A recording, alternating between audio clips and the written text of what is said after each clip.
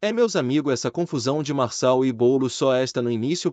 Boulos denuncia Marçal na Polícia Federal. Veja isso agora. O clima entre os dois está cada vez mais difícil. Vamos ao que interessa. O Ministério Público Eleitoral, MPE, determinou nesta quinta-feira, dia 15, a abertura de um inquérito pela Polícia Federal para investigar o crime de divulgação de notícias falsas, popularmente conhecido como fake news, pelo candidato à Prefeitura de São Paulo, Pablo Marçal, do PRTB. A ação foi movida após Marçal divulgar, sem apresentar provas, a acusação de que seu adversário político, Guilherme Boulos, do PSOL, seria usuário de cocaína. E aí, meus amigos, veja o tamanho da confusão. Assista até o final. A denúncia, feita pela campanha de Boulos, teve como base declarações de Marçal nas redes sociais e na mídia, onde ele fez essas discussões relevantes contra o pré-candidato do PSOL. A Justiça Eleitoral viu essas declarações como um possível crime eleitoral, uma vez que Marçal estaria violando ao menos 3 artigos do Código Eleitoral Brasileiro, de acordo com o promotor eleitoral Nelson dos Santos Pereira Júnior, da 2ª Zona Eleitoral de São Paulo. Segundo o promotor, a fala de Marçal configurou um ato de pré-campanha, pois ele fez essa divulgação antes mesmo de ser oficialmente iniciado o período eleitoral. A declaração tinha claro propósito de influência sobre os investigadores, indicando que Boulos não teria condições de assumir a carga de prefeito devido ao suposto uso de drogas, o que, segundo o promotor, atenta contra a integridade do processo eleitoral.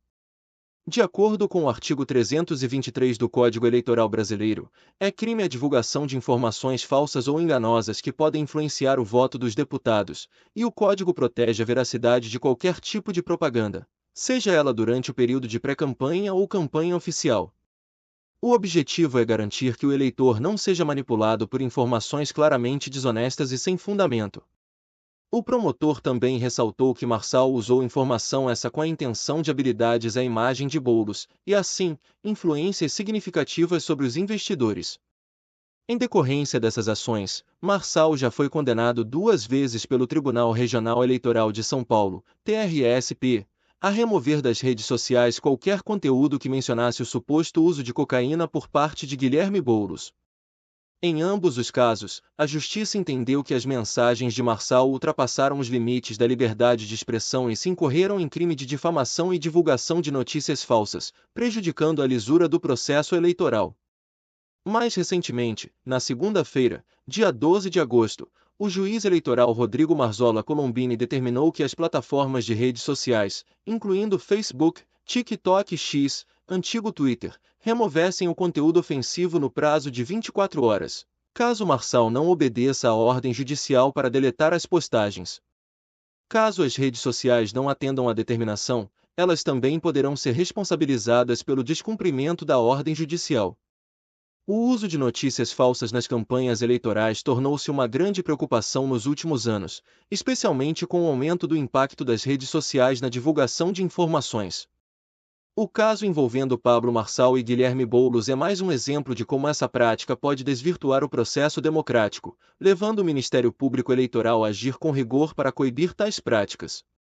A medida do MPE reforça a necessidade de vigilância e ação rápida para combater as notícias falsas, que não apenas distorcem a percepção dos participantes, mas também violam os princípios de uma campanha justa e transparente. O combate às fake news é visto como um passo essencial para garantir eleições mais limpas e justas, permitindo que os líderes façam suas escolhas com base em informações verdadeiras e fundamentadas, e não em barcos ou difamações sem provas. Este tipo de ação por parte da Justiça Eleitoral é uma tentativa de proteger a integridade das eleições e assegurar que a disputa entre os candidatos se mantenha dentro dos limites da legalidade e da moralidade, evitando que notícias falsas se tornem uma arma política prejudicial e danosa à democracia.